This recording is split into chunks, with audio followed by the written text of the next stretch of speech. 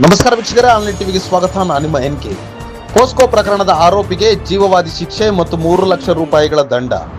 ದಿನಾಂಕ 11/11/2023ರಂದು ನೊಂದ ಬಾಲಕಿಯ ತಾಯಿ ಠಾಣೆಗೆ ಹಾಜರಾಗಿ ನೀಡಿದ ದೂರನ್ನು ಪಡೆದು ತುಮಕೂರು ಮಹಿಳಾ ಪೊಲೀಸ್ ಠಾಣೆಯಲ್ಲಿ ಪೋಸ್ಕೋ ಆಕ್ಟ್ ಪ್ರಕರಣವನ್ನು ಪದ್ಮಾವತಿ PSI ರವರು ದಾಖಲಿಸಿರುತ್ತಾರೆ.